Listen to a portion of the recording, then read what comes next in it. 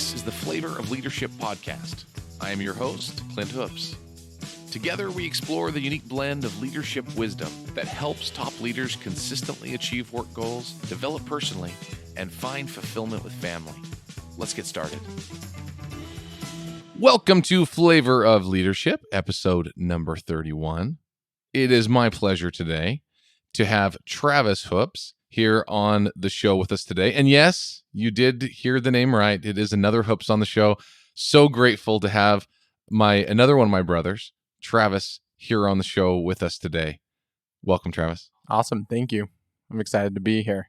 Travis, he works for a skilled nursing and rehabilitation center here in our town. He has over 100 employees. He has had many employees over the years, many years of experience leading people in various settings. So grateful that he would take the time to come and be on the show with us. So welcome. We're excited to hear from you.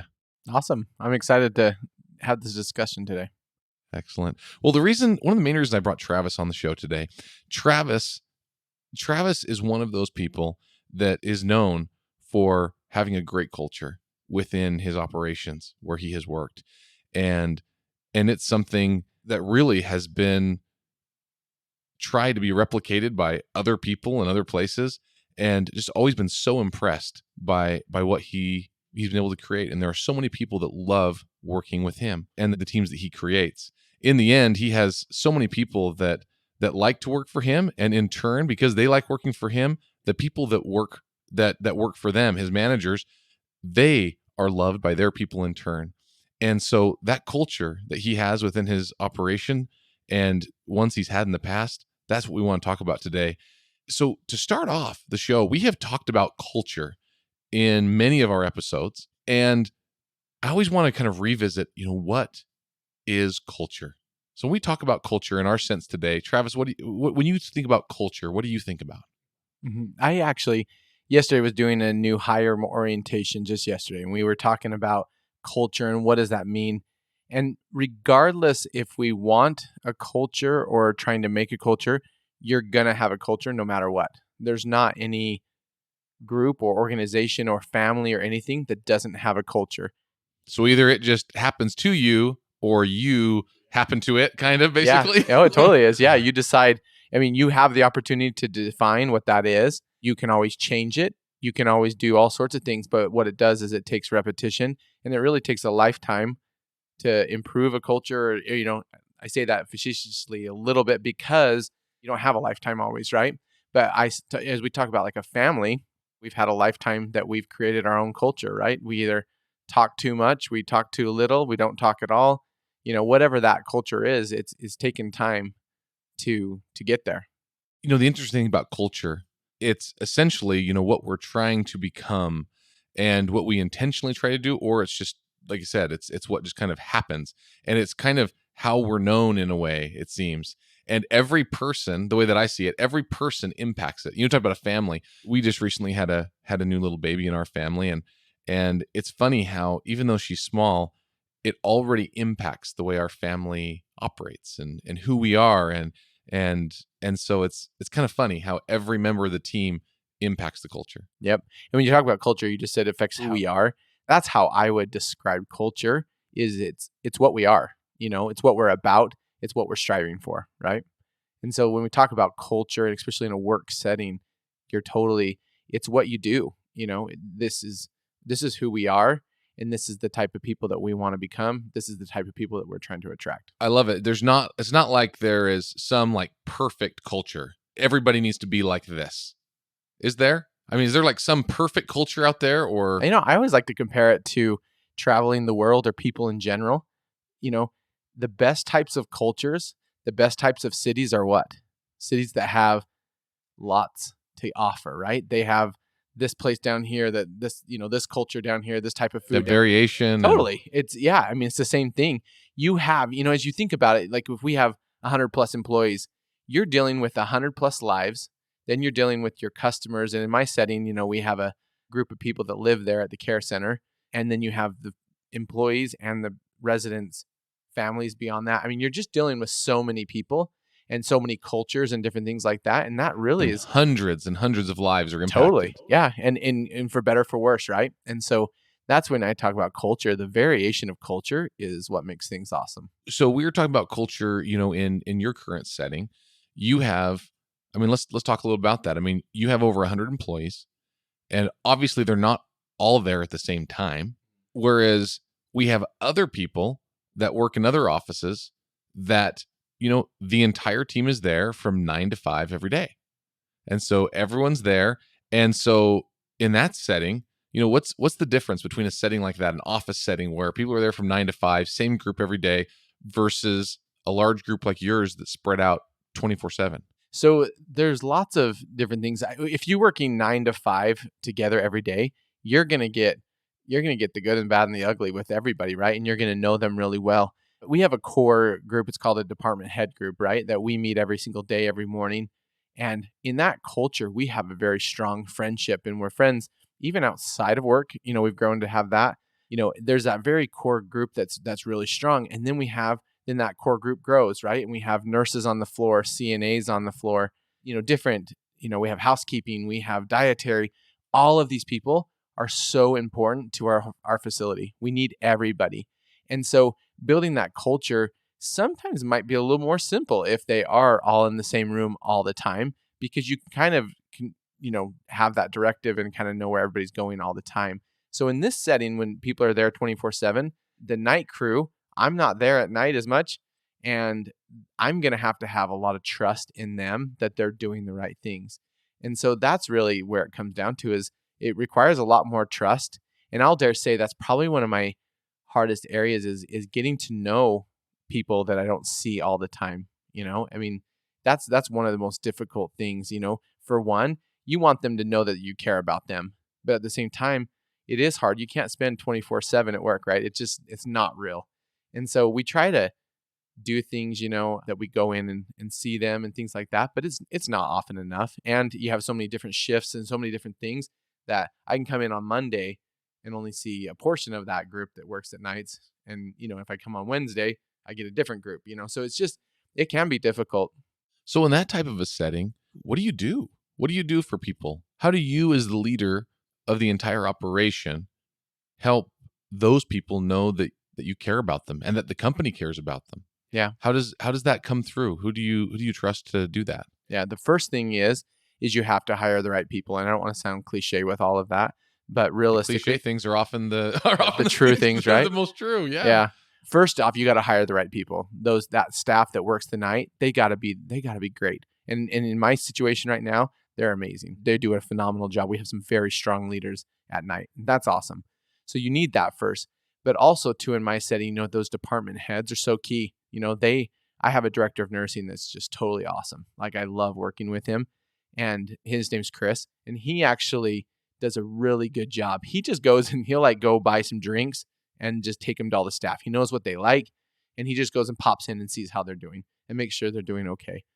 And that's the kind of stuff. It is 100%. You talk about culture and things of that sort. It is all about knowing these people as people. It really is what it really comes down to. A culture is driven by those relationships, and that's what we're all looking for. That's what everybody wants. Once again, cliche. They always say you don't quit your job, you quit your boss, right? And it's the same thing. These people, everybody wants to be known. Everybody wants to be relevant. I mean, those are the things, and so that's very difficult. It is a hard thing when you're not seeing them 24/7. So is one easier, harder? Yeah, maybe a little bit, but at the same time, they're just also important. Yeah, I guess you have to trust people more at that point, right? I mean, and that's and I think one of the biggest things, we talked in an earlier episode about, as a leader, you often have to be the CRO, the chief reminding officer, from Patrick Lencioni. He talks about that. And that's what it is. And the same thing goes for culture. Like, they need to know that you care over and over and over again. And having a leader, like in your case, Chris, who I happen to know, he's amazing, and he's incredibly consistent with his people. And so they know that he cares, and he's continually letting people know how much you care. Yeah, I mean, I love what you said. I mean, I remember listening to that episode too, because it is repetition. It's talking to people about the same things over and over, as we talk about culture. So I love that.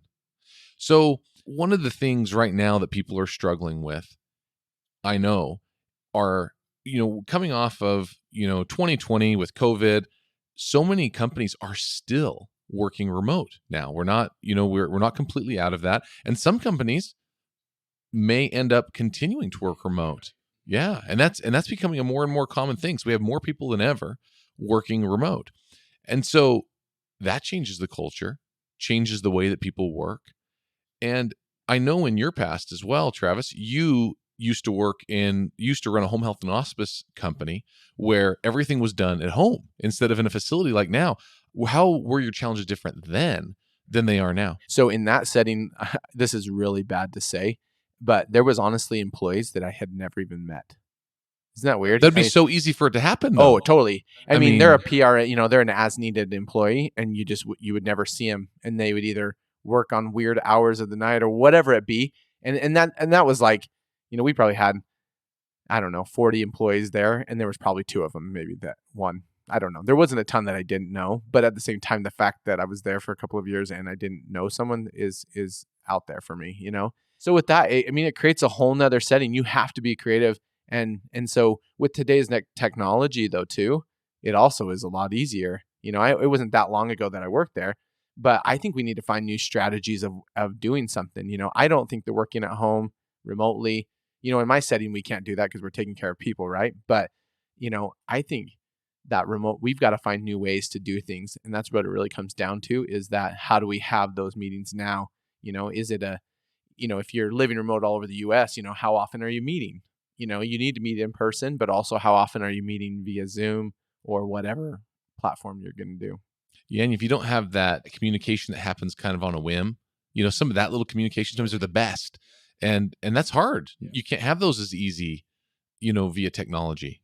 Yeah, and that's what's interesting. You talk about the culture on a whim, we'll call it even, that's what's interesting, is because the greatest culture you have, and I hope that, I think we do pretty well at this. I sit by the front desk. My office is right next to the front desk at our place.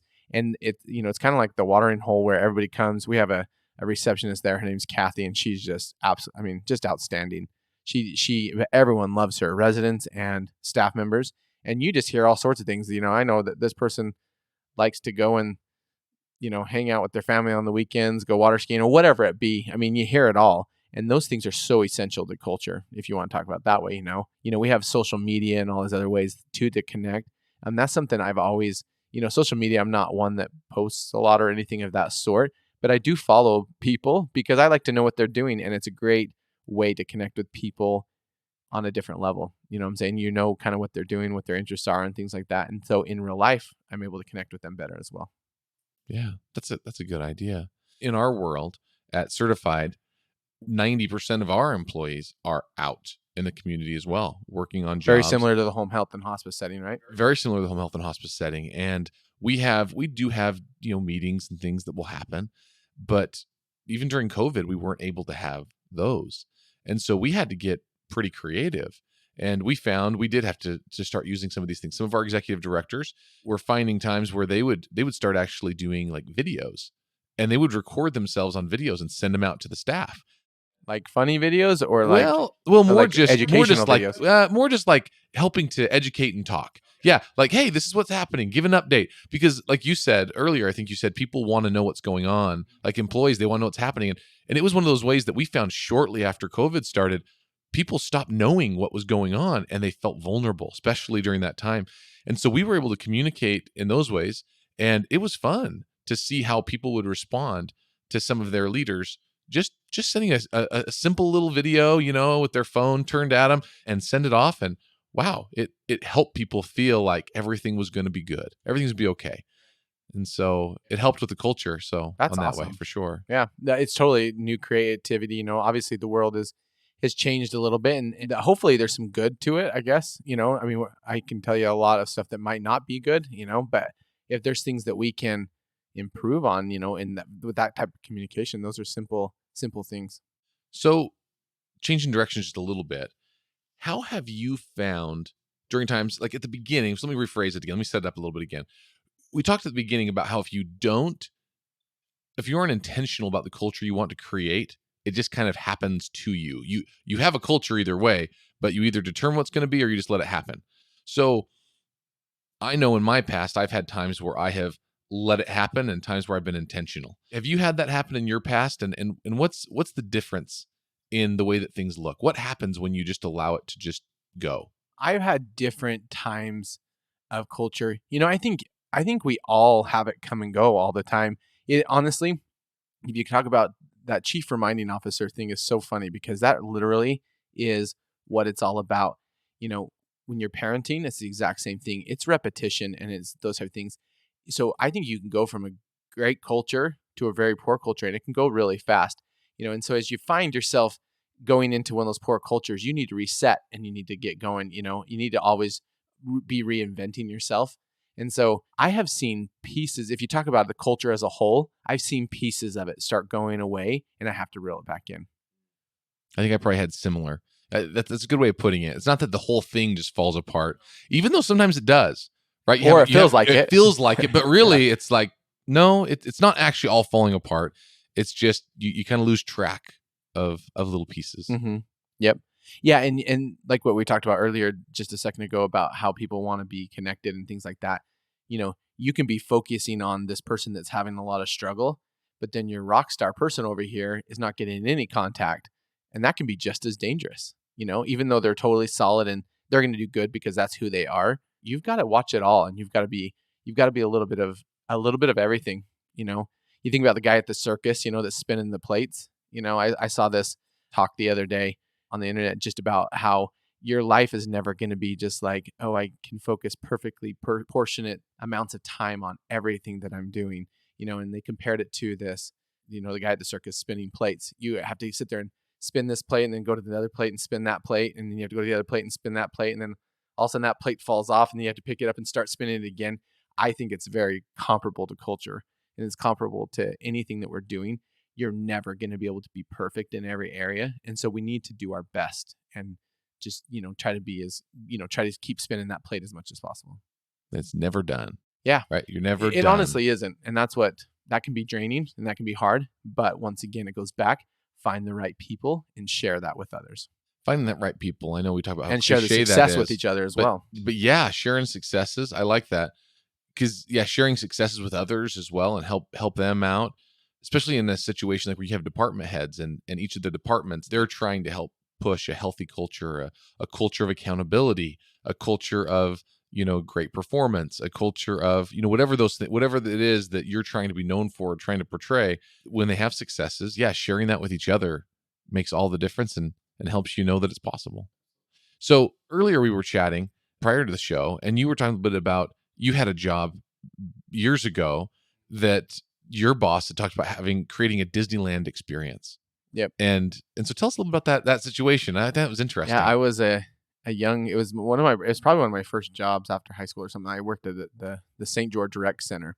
And I had my boss, his name was Kurt. He's a family friend of ours, one of the most exceptional men me and Clint both know him, but exceptional guy. And you talk about culture. He would always tell us to have a Disneyland attitude. And I was always like, it was kind of funny because I was a young guy. I respect him like no other. And I did at that time. And I always have. He was a baseball coach of mine and different things like that. And so I respected him perfectly.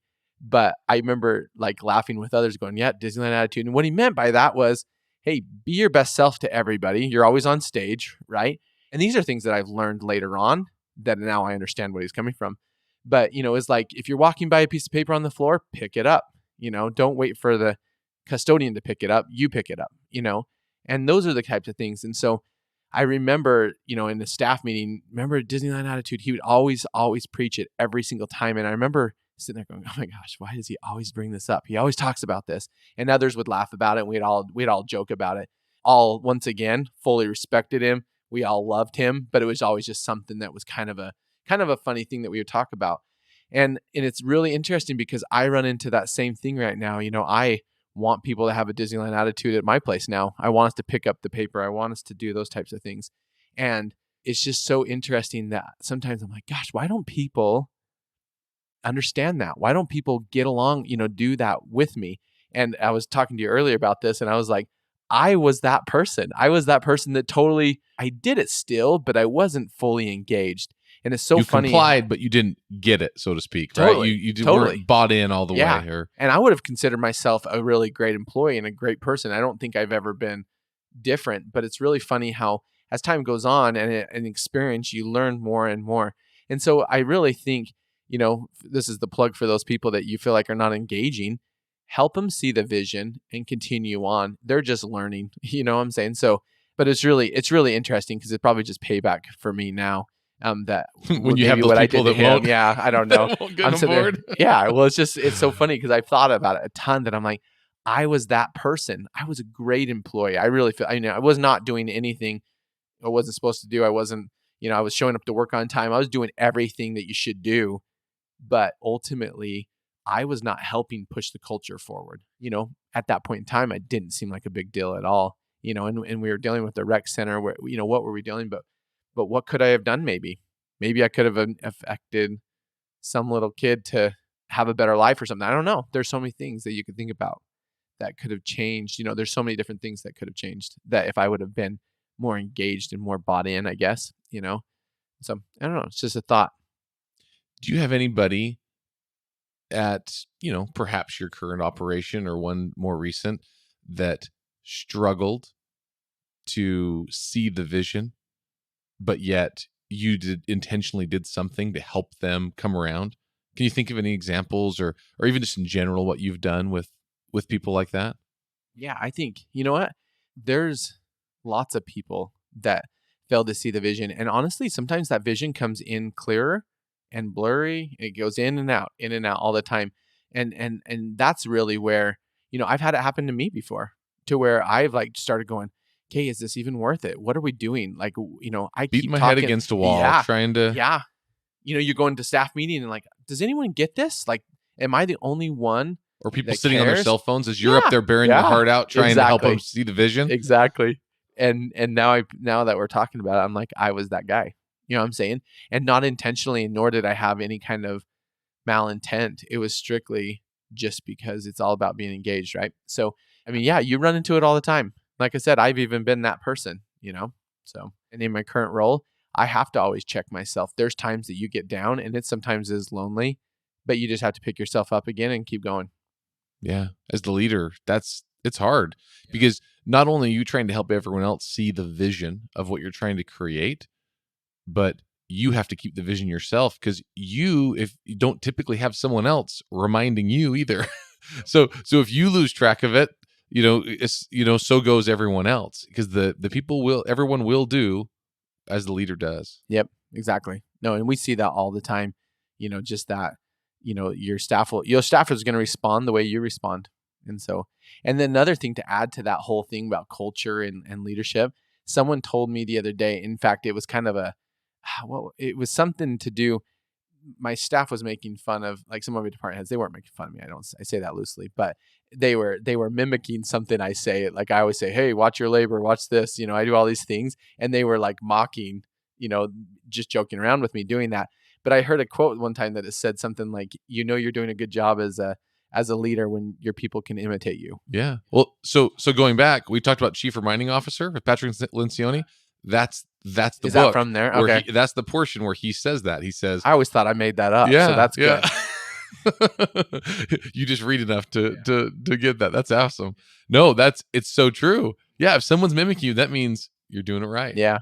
So, Yeah, I don't know. So there you go. that's excellent. I love that. That's fantastic. What last insights do we have for people? You're someone who has a 24/7 operation like Travis. You have an operation like mine where most of our employees are out in the community working all over the place. Or if you're working remote, or if you work in just a traditional office and maybe you only have 3 people in your entire organization. What do we do? Like what's our next step to improving our culture? For me, the thing I've been thinking a ton about is once again, we hear this all the time. It's about relationships with people in with your customers and things of that sort. We can find good in everyone and we can find those relationships. That's the key to everything. Everyone wants to feel wanted. They want to feel needed. They want to feel accomplished. There's no one that comes to work that wants to do a bad job. Even though we might think that, because some people come in and they do a poor job, right? But I think, that's what I think it just starts with the people that we work with, and it starts with the people, how we treat people, how we react to them. If they're having a hard time and they're not catching on, do we move them to a different spot that maybe they could do better? We talk about wrong, right seat on the bus, things of that sort. That's something that I would, and then also too, stick to the principles always. It doesn't matter what setting you're in. If you're a 24/7 facility or a 9 to 5 job, office, Monday through Friday, right? The principles are the exact same every single time. There's no changes to principles. And so that's where I think the key is. Principles of culture are getting to know your people, talk to them often, and share your vision. I mean, those are the things that I feel like you just keep doing that no matter what, every time, regardless of your setting. Love that. Regardless of what setting you have, and regardless of industry, regardless of anything. And that's one thing that I have seen. I worked in the healthcare world, same as Travis did in the past, and now I'm in a completely different world. But these principles are exactly the same, because people are people, and we all want to be cared for, and we all want to do our best and contribute. And so this is fantastic. Well, Travis, thank you so much for being on the show today. Thank you. That's awesome. Excellent. I loved it. Well, hopefully you'll come back on the show with us again in the future. Yeah, that'll be good. Hopefully. Well, thank you so much. Until next week.